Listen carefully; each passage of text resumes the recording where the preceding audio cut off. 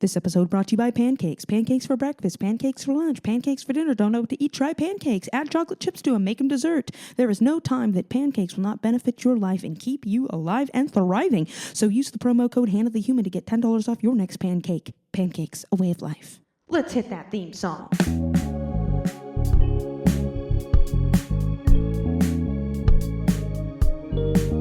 Oh, nice. We're going for like existential vibes.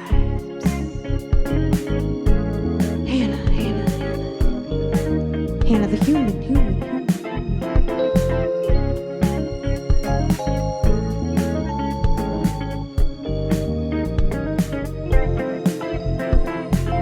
I can get down with it.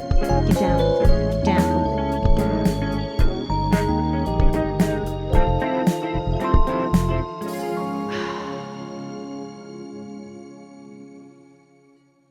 All right. Well, I do not know what to say, but that has never stopped me. Oh my gosh, there's geese flying in a V shape right out of my window. Well, really, I was looking at that out of my sliding glass door. Well, oh my goodness, here we are.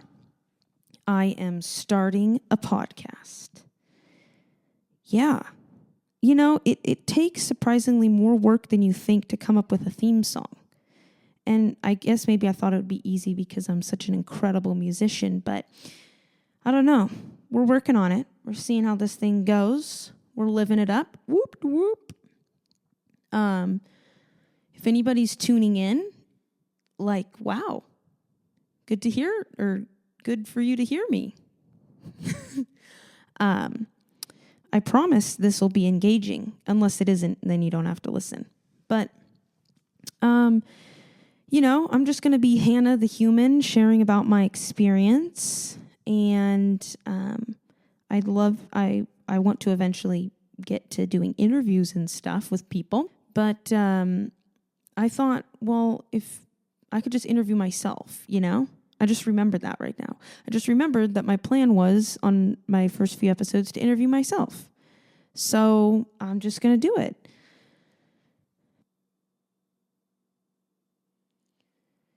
Gosh, I guess you have to come up with questions beforehand because this is not as easy as I thought.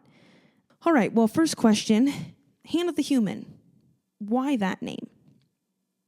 Well, my name is Hannah. And I am a human. So that's that. But if I'm going to dive into it deeper, I guess the reasoning behind it or why it resonates as a fun name for me is because being human is something that I have grabbed onto and really made a grounding point for me as I've been just questioning things the last few years. Ever since COVID, 2020, I was in California, by the way, when everything shut down. So, I mean, everything shut down. I was working at Chipotle at the time. And so they didn't know, like, are we going to be open, stay closed? So, like, my hours were cut in half. But then it turns out people need food to live. So we were essential and kept on living. And so I ended up working, and people wouldn't come into the store anymore, but we would make the food and they'd take it to go and order online and stuff. And so there I was, rolling burritos and grilling chicken and whatever. And everything else in my life, though, had come to a halt. I was heavily involved in a church, a great church out there. And the services weren't happening,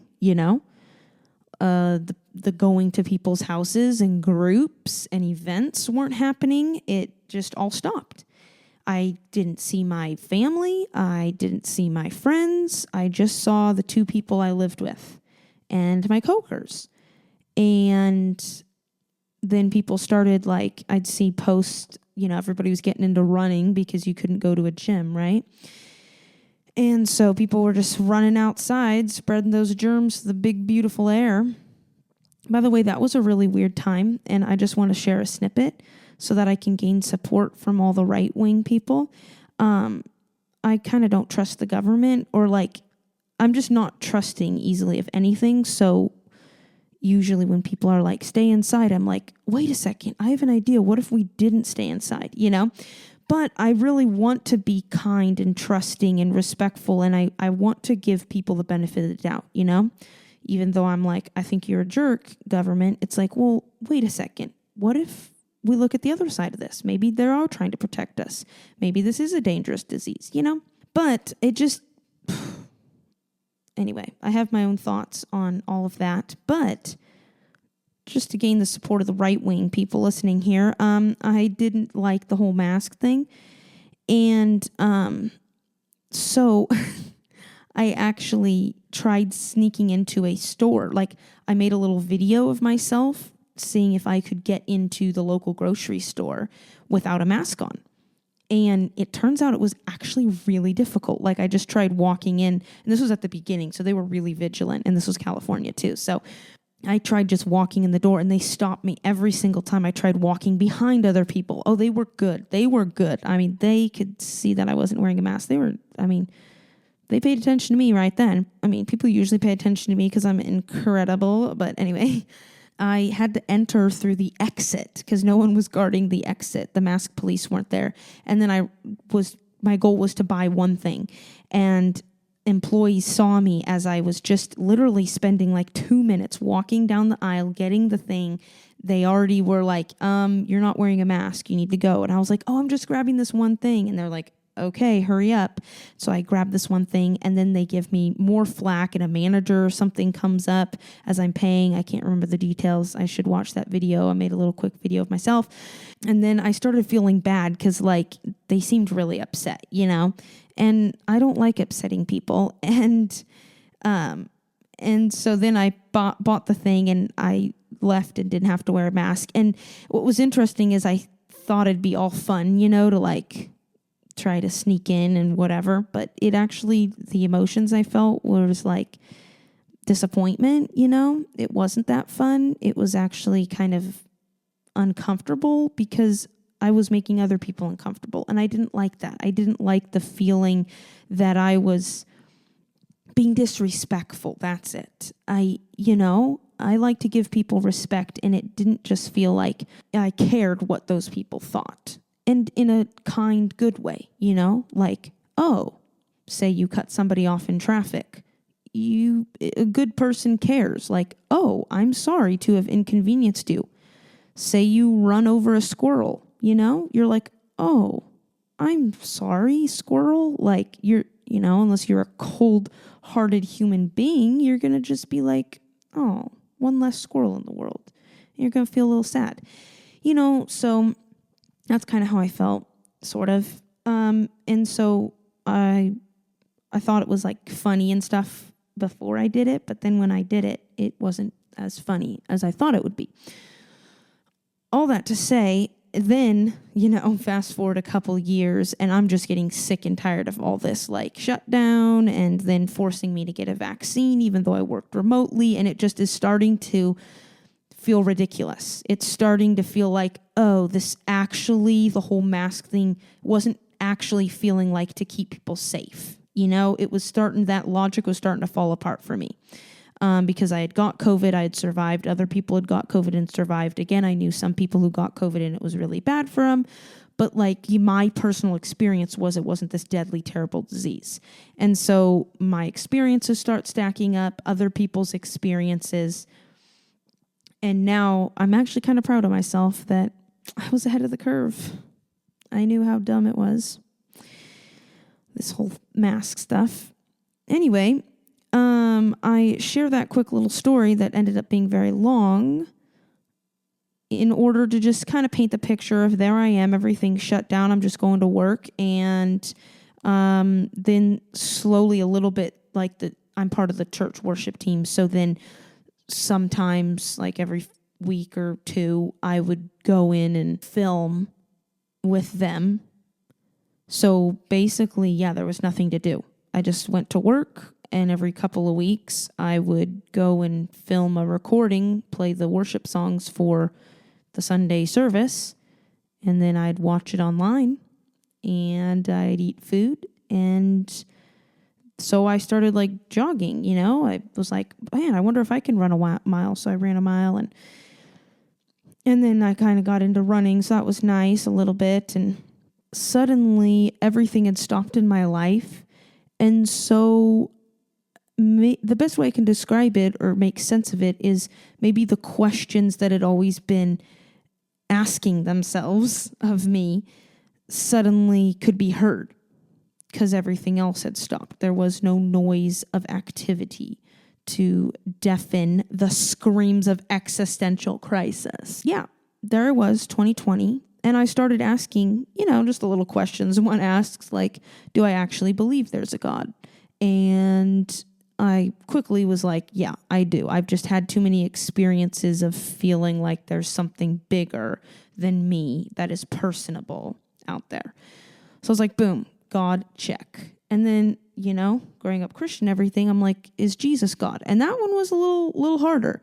What I mean by is Jesus God is this God, this other, this thing that created or, that you follow, or this the bigger person out there who made all this happen, the one holding it together, the universal love that encompasses us all, however you want to say it.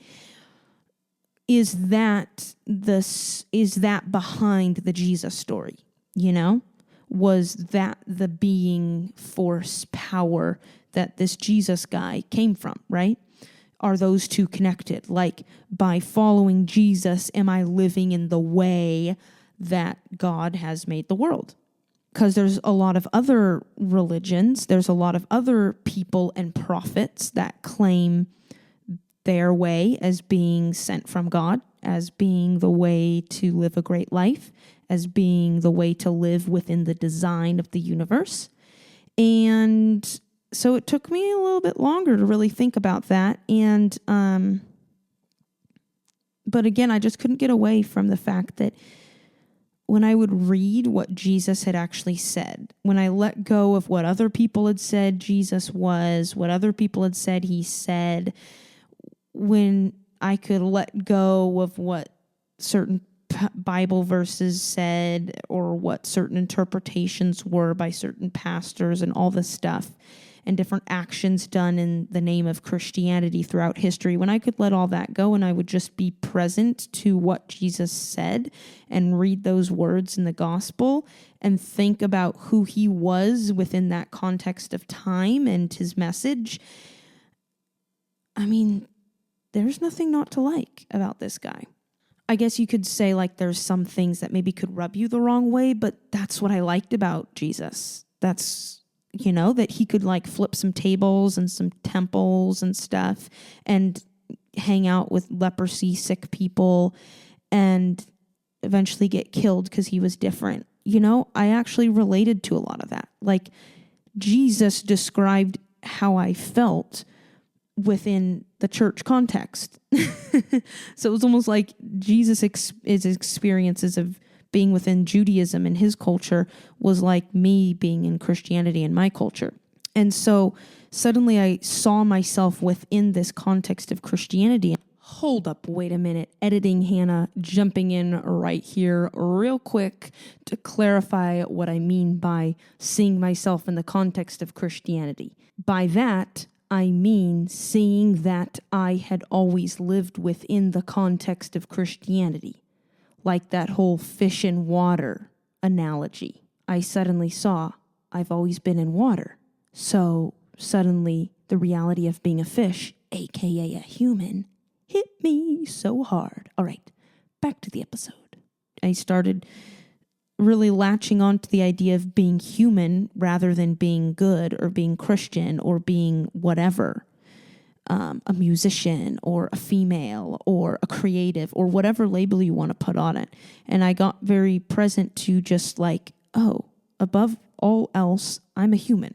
Because that sets aside whether I'm a, quote, good human, whether I'm being all that a human can be. Like, by saying, oh, I'm Hannah the human, it's saying, it's giving permission to all that I experience in life, right?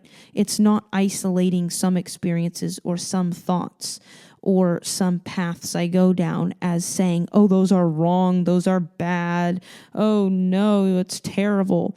It's saying, oh no, that's all just being human, right? Like imagine, let me think of an analogy here. Like imagine, okay, you woke up this morning, right? I'm guessing so because you're listening to this, unless it's nighttime. But anyway, at some point, at some morning, you woke up, ta-da, it's the day, right? And say you go to work on that day, say something terrible happens, like you get in a car accident or a family member gets sick or something. Or say something great happens, right? Say it's sunny and you win the lottery or whatever. Whatever happens in that day, the one thing that can hold it all together is that it's a day, right? And suddenly it's not a bad day or a good day, or is it being all that a day can be? We never question the identity of a day, right? We're just like, it's a day. Oh, the sun rose, the sun set. It's a day. And that's how I now see the experience of being human. Is it's very comforting to me to just be like, okay, I'm a human, because suddenly that's a thing that encapsulates my experience instead of me having to experience this a certain way in order to be what I am. If that makes sense. Like being Christian, you have to be a certain way in the experience of being human to fall under that category, right? Being a musician, you have to do certain things and experience certain things, right? Like you can't just be like, I'm a musician and you never play music, right? Whereas being human, like as long as I'm breathing, I'm doing that. So basically, even when I'm not conscious of life, I'm still doing that. And I guess, so then once you just are like, okay, I'm a human, and there's no pressure to be like any different type of human, right? You're just a human. Suddenly there's that question, oh, but am I a good human? Like, am I being all that a human can be? Am I really taking advantage of this experience? And that's why I felt drawn to Jesus and what he was saying in his teachings, because it was like, oh, the way he's living out the human experience resonates so much with the highs and lows I've experienced, specifically related to religion. And no religion or like church or pastor or anything has done something terrible. So it's hard for me to acknowledge that I have religious hurt, because I never was part of a cult or abused or anything terrible. Like, I've been at really great churches with really great Christian people. Like, logically, I shouldn't feel hurt by religion, but somehow I do. And I think it's just because asking questions or just who I am doesn't fit with something about the whole identity of what religion is, you know? So there's a fly flying around. How do I have a fly in my house? Oh, shoo fly, don't bother me. Hold on. Whew, I feel the Lord coming upon me. I'm singing a song. I just got sidetracked as I was thinking of a gospel tune. Something happens when I call your name. Something happens when I call your name.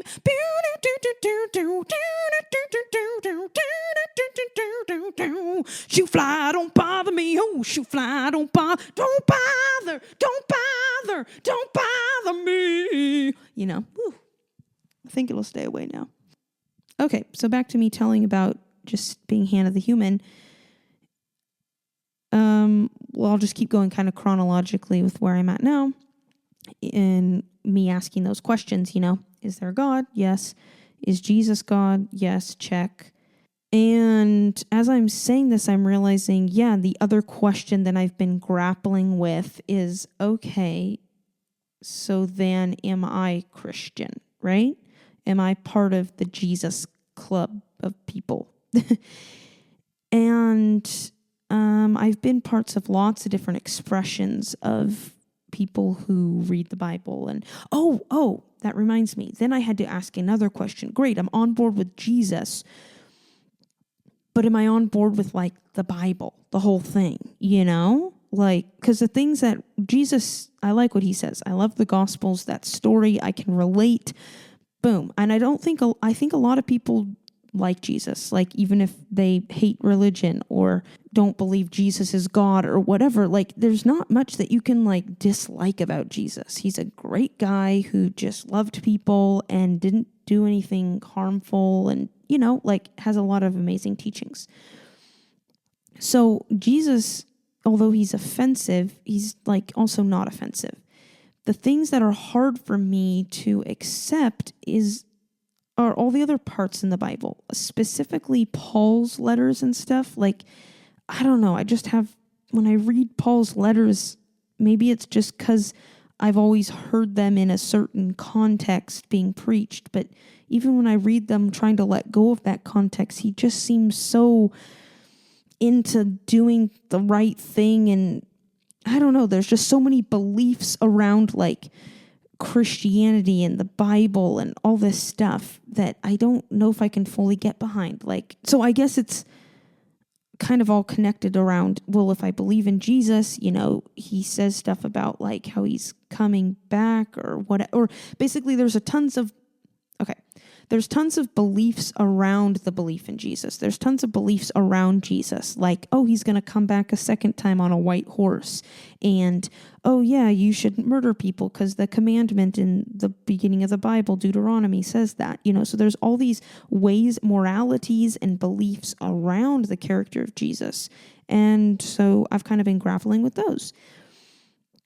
And so there's two main things, right? So do I belong part of this Christian group, you know, the Jesus people? And do I also believe the Bible? Do I make that my foundation? And I would say that I do. I'm just not going to accept an interpretation of something in the Bible if it goes against the experience I've had and what I believe love to be in the world. So I'll expound on this, right? So there's a belief, or you read the Bible, there's some passages that seem to indicate that if you don't believe God or do good things, or however you want to say that, trust Jesus, accept him in your heart, yada, yada, yada, be a follower of God, live the righteous way, that you will then spend an eternity apart from God. You'll be in hell, as some would say, or separated from God. And there's verses in the Bible that seem to indicate that. However, that interpretation doesn't line up with the character of who I've experienced the God of love to be. And it doesn't line up with, like, that belief system doesn't work in my experience. Meaning this need to be good or follow God in order to get to heaven or whatever.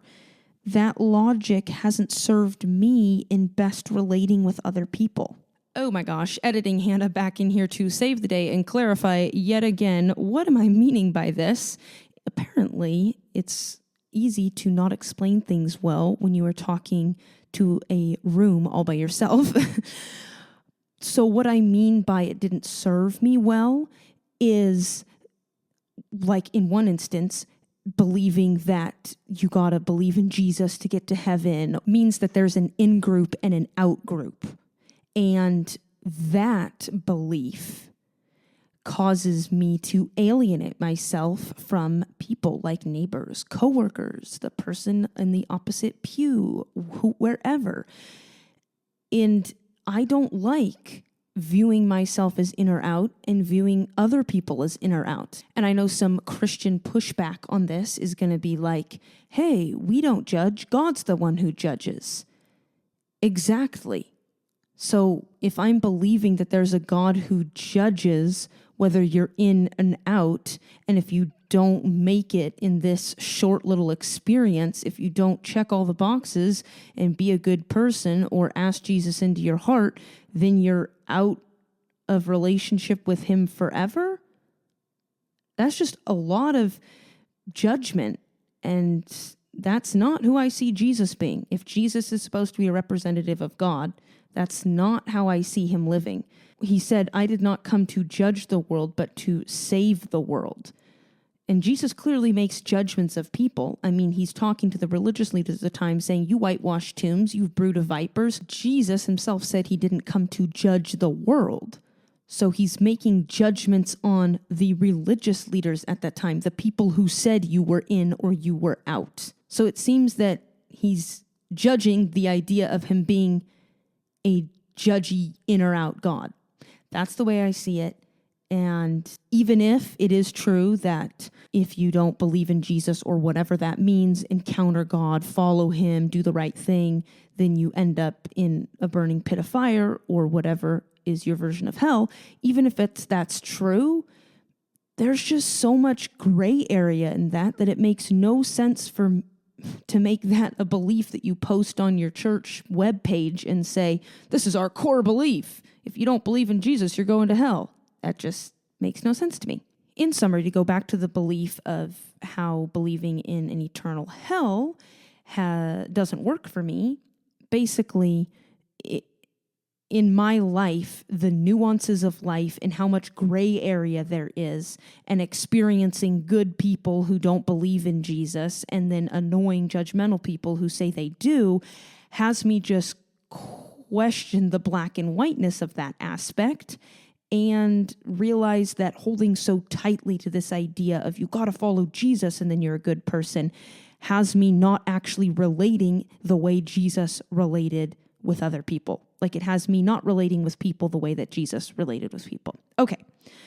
After all this rambling, let's go back to my pre-recorded episode. So people could look at me and say, oh yeah, so you don't actually believe the Bible as God's inerrant word to humanity. And I guess no, I don't. The same way as I don't believe Pastor Jim Bob down the street to be the infallible word from on high, telling me how I should live my life.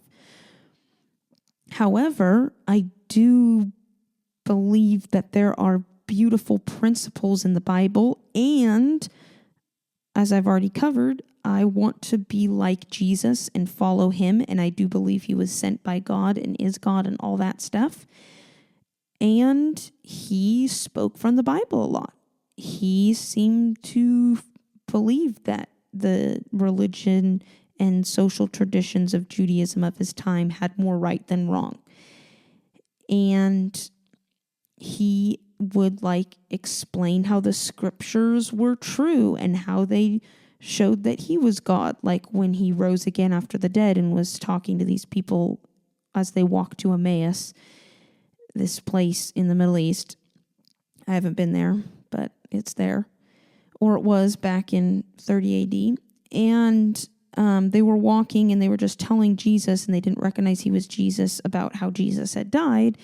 And then once they were done talking, Jesus explained to them all about how he was actually God, and actually it fit in with the scriptures that he would die and rise again and all this stuff. And suddenly they realized, oh my gosh, this is Jesus.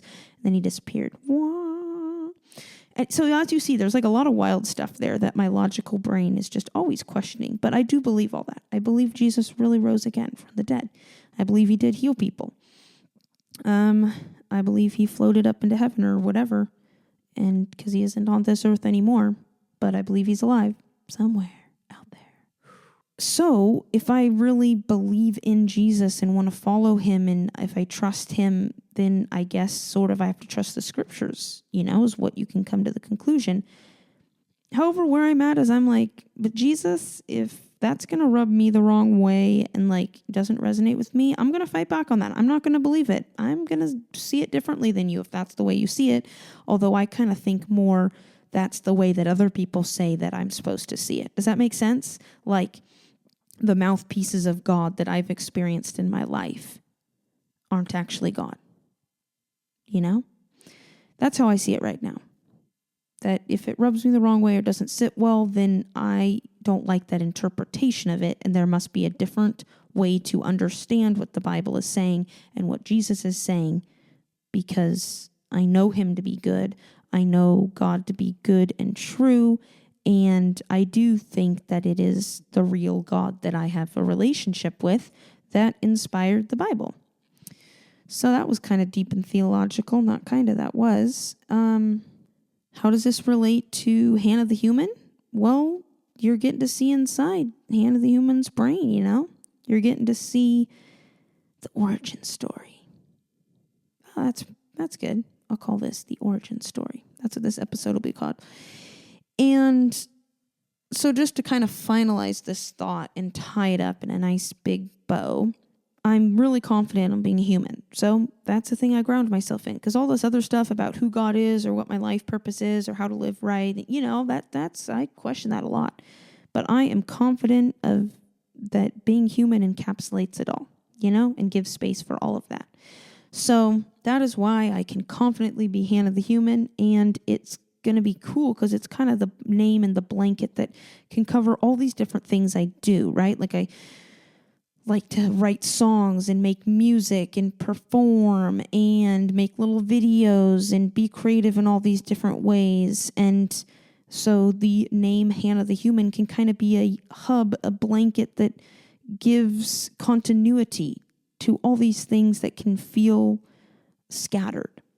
And that is the long answer to why I am calling myself Hannah the human. Go me. Wow. I only got to answering one of my questions, which I'd only come up with one question so far for the interview of Hannah. So that works out great. I'm kind of seeing, though, that I think I want the next episode to be just sort of diving into more of what makes me me. And one thing I want to do every episode of this glorious podcast is I want to share something I've created. So it can either be a song or a poem or just something, to express my creativity and share that. And so I have a song that I wrote a while back that I think just goes great with the topic that this episode ended up being about. And so here is that song. I don't know how this world works. I don't know how to make it right. I don't know why some people long to be good, but others don't even try. And I don't know why some go hungry. I don't know why some can't pay the bills. I don't know why some people pray, but only sometimes they get well. But I know you,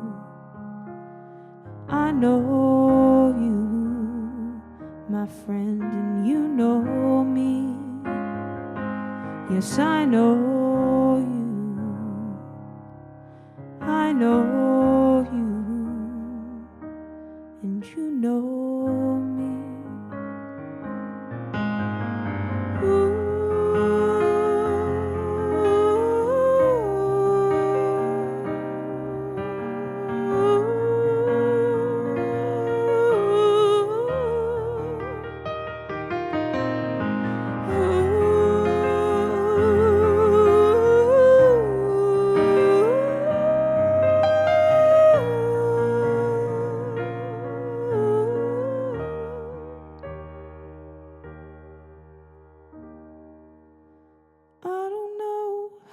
Can all want God, but never agree on what we need. I don't know what to do with God even, or how to deal with what he says. And I don't know how to understand. I don't know how to quit questioning. I don't know how to find freedom from trying to know everything, but I know you, I know you, and you know me. I know you, I know you, and you know me.